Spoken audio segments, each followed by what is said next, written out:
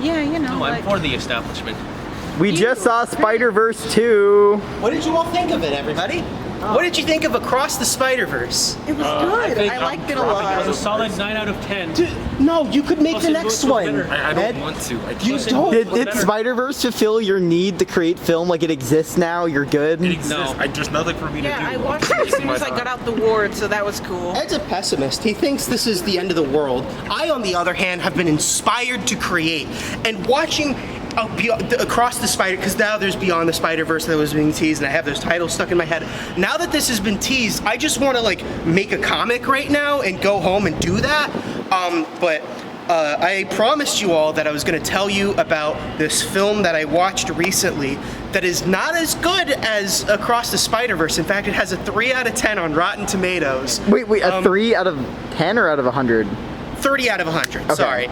I forgot how they keep track of 10 is the same thing Yeah. as 30 out of 100. What are you doing? Well, it's more specifically how they calculate things. This was a film. It stars John Travolta, directed by Fred Durst, aka Limp Bizkit. What? It showed 50 times and made a total of $3,000. So you know it. Was it like a normal Hollywood budget? I When was it assume as much because When was John this Travolta aired? was in it. When was this movie aired? Because 2019. 2019, really? 2019, yeah. Oh, I thought you said $3,000, so I thought, would this have been like 50 years ago? When No. This is $3,000 like current USD. Oh, okay. So I want to ask you all a question. What do you think is the biggest challenge for an actor? What is the hardest? But what's the hardest character to play as an actor? Yourself. Question. A psychopath. Close. The mentally ill. What does that count? Fucking a psychopath is. Him. Yeah, close enough. What do you mean? I wasn't gonna me? sit here and take answers until someone said literally like a mentally disabled person, right? Like, good. Score, all right? So, John Travolta in this movie plays someone who lives in Hollywood who is severely mentally disabled. Like, Everyone. no. I mean, like, what's a good comparison? This guy does not know how to put his clothes on properly in the morning. Hollywood. Have you seen?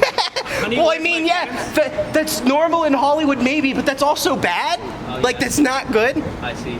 This character's name is Moose. He very obviously needs a caretaker or someone to look after him, but there isn't anyone there, and he lives in Just Rowan Atkinson. no. So he lives in a studio apartment in Hollywood, and he makes his money. Let's take some guesses. How does this character Moose make his money Prostitute. in Hollywood? I was also gonna guess porn. In Hollywood specifically, Yeah, in Hollywood specifically. playing monsters. That's actually a lot closer than you would think. Ed? Playing villains. Playing villains? Not quite. What about our Playing the answer? Hunchback of Notre Dame. No. What was about your... our? what me was and your him, answer? We said prostitution. so Oh, it's porn. absolutely not. No. So this guy goes on the Hollywood Square and he plays a character. You know how like people will go on like Hollywood Boulevard and they'll like take pictures with people for $5? Yeah. They'll like dress up as Marilyn Monroe or whatever.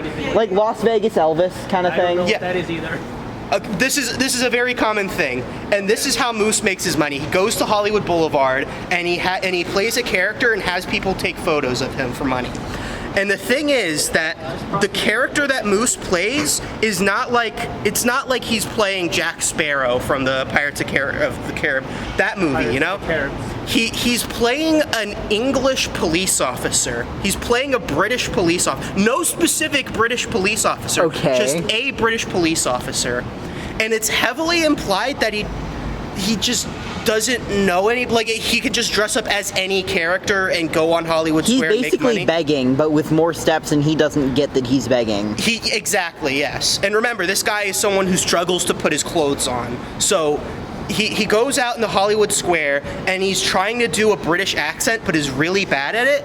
And the thing is that John Travolta is actually really good at playing a character who's playing a character poorly. So this entire scene of him acting is really goofy, but you get sold on the character because he's trying to do a British accent and failing at it. The character is like there's this scene where he's looking in the mirror and he's trying to say like poppycock to like get in character, and so he's like poppycock, poppycock.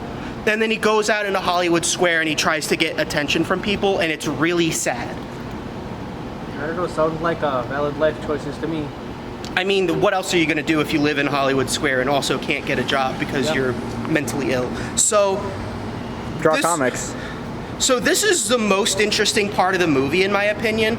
This whole scene where it's like creating, you're seeing into the world of this character, how they live, and all of this. And I think after watching this, I realized how much I appreciate like character, like or character biopics, as movies. You know what I'm talking about. I feel like biopics. I don't know. I don't remember the exact wording I used when I planned this in my brain, but essentially, that's what the main enjoyment out of the movie comes from. And the problem is that this movie actually has a plot. You see, because Moose, this character, is in Hollywood, and he lives very close to the main actor from Final Destination. I forgot his name, like Dana something. Is the actor playing the actor in this? Yes, I forgot his name. He played in Final Destination. He did one character in Casper, the Friendly Ghost, the movie, and this is all I know him from. Nice. He's like a famous actor, right? Watch that movie. Yeah, you watched that movie. So, of course, Moose is a big fan of Hollywood movies because he's lived in Hollywood his whole life and watched it all. It also is very mentally ill, so he obsesses with it constantly. You know how it is. And so he goes over to the celebrity's house. I'm just going to call him the celebrity from now on. I hope you all know who I'm talking about. He goes over to the celebrity's house and just tries to get in, which is a problem because the door is gated and everything, and like no trespassers are allowed. So he's waiting outside for this person who he's not supposed to know where he lives, by the way. He just figured it out with the help of another character. We don't need to get into that. But he goes over there, and it turns out the celebrity is very mean and rude. He immediately sees this guy who's very clearly mentally ill and berates him constantly for trying to get into his house and tells him to go away. Sounds like a normal person to me. I mean, he is breaking into this other guy's house. Not breaking in, just waiting outside. Oh, never mind. Like is that the people loitering outside of my home? Like if you're a celebrity too, right? But this, he's being very mean about it. And it's very clear that Moose doesn't know what he's doing is wrong, so you sort of side with him. And this is the main plot, is Moose goes home and then he comes back and tries to find a new way into the celebrity's house. And so one time he goes in and he actually gets past the fence and he's walking around and the guy's like, "What are you doing in my house? Get out," but like as mean as possible. So how good is this celebrity at math? I don't know. Well, you said he was very mean to. He was mean. Yeah. Or he was mean to our main character. Shut up! Why? Are these the jokes? No, I'm just Mr. Internet. I'm being random. He did an average. I understood that eventually. I'm being random. Yeah. Stop being low random. We're in a lecture. Yeah. That's not real random. That was a pun. That was a pun, Give it its too. echelon of. And it was comedy actually a very clever pun. It just wasn't funny. So don't worry about it. It was very smart. You're a very smart person for coming up with that because no normal person would. No normal leveled intelligence person Yes, would. I strive for that. You're on the farther ends. Yeah, You're like at the past the 90 IQ range. I try to keep the level of the smartness low, though. So John Travolta constantly trying to break into this person's house. Eventually, this gets so bad, he tries to get in at night. The maid catches him. He panics and kills the maid. I was not expecting that. Escalated fast. This is a big deal, so he just leaves, and it's never mentioned again. Like, no character ever brings up, "Hey, the maid died recently." So like a Hey, the Victorious maid's type missing. beat. Kind of like that, actually. Yeah, like a Nickelodeon sitcom where like we're apathetic to everything that just happened and no one will acknowledge it. Not even the celebrity, who next time he tries to break in actually gets inside of the celebrity's house while the celebrity is sleeping and ties him to the bed. The problem with this movie is that you don't exactly know Moose's like motivation at this point, because he met the guy and maybe he wants to talk with him and get an autograph, but Doesn't he want to replace him?